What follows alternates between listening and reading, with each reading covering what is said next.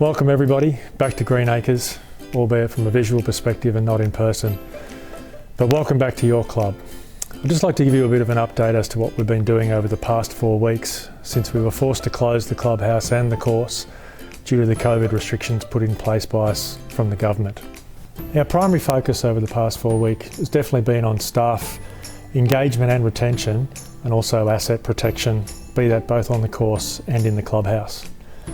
Not knowing how long we were going to be closed for, we risk mitigated the entire business by removing every piece of stock out of the golf centre and also the bar, just in case any break-ins did occur during a forced closure or if there weren't able to be any staff present on site at any given time. With the staff being one of my primary focuses, it really has been on about keeping staff engaged from a health and mental wellbeing point of view, but also getting them to the club for some meaningful tasks that will show benefit down the track. We've been fortunate to be able to employ or keep 32 of our staff. That's essentially 50% of our workforce. Through the JobKeeper program that was announced by the government, that certainly has assisted us in this regard to keeping staff employed and engaged. We have been quite busy over the past few weeks, both on the course and in the clubhouse, doing cleaning, doing other tasks that you will see the benefit later on down the track. Out on the golf course, it certainly has been full steam ahead. We did make a conscious decision early on to maintain our greatest asset, that being the golf course, to its fullest extent.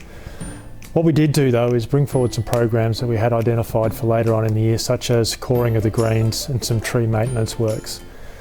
This has allowed us to do this uninterrupted on the golf course and will give us the opportunity to not have to close the course again later on in the year for as long a period as what we normally do. Out on the golf course with the coring of the greens, they've come back really well. With no traffic on board on the greens, they really have bounced back a lot quicker than what we first imagined, so that when you do come back and start playing golf again, you will be playing on fantastic greens. The course itself has really come up a treat, and the rain that we have had has certainly assisted in our growth on the turf, with the turf that we've replaced, and also around our greens and surrounds. We've been fortunate with the JobKeeper program to redeploy some of our staff from in the golf centre and behind the bar out onto the course, and assisting Matt and his team out on the course to give you a better product for when you do return. I'm sure that the work that we have been doing will be noticed immediately once you get out there. And I just want to thank all the staff for their willingness to be redeployed and do something different just for the benefit of this club. We're very fortunate to have the staff that we do here at the club.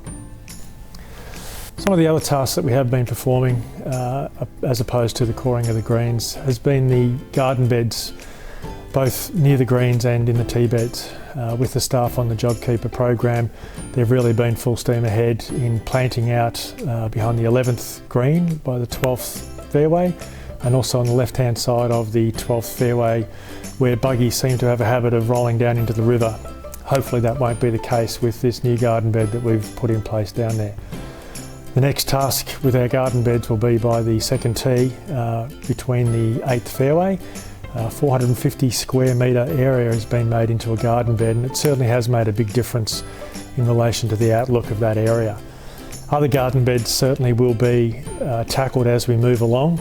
We don't know how long this period is going to last, but we'll certainly be making a focus on our garden beds to bring them back, to beautifying them, remulching them, putting extra plants in there, and just making a visual difference out on the golf course to match the fairways and the greens of what we've got on the course at the moment.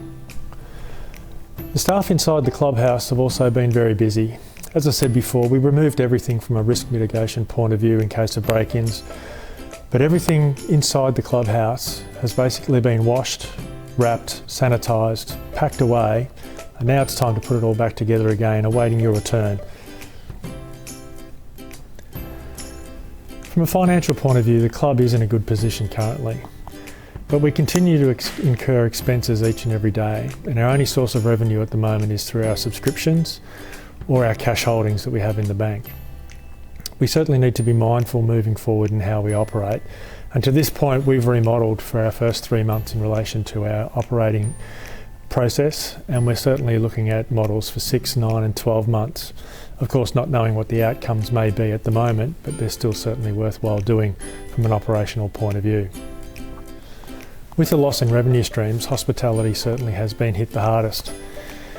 Hospitality almost generates 50% of our revenue throughout the year, and without that revenue we need to solely rely upon our subscription revenue, as I indicated before. We certainly need to be mindful moving forward in the way we operate, and changes will need to be made as we move along.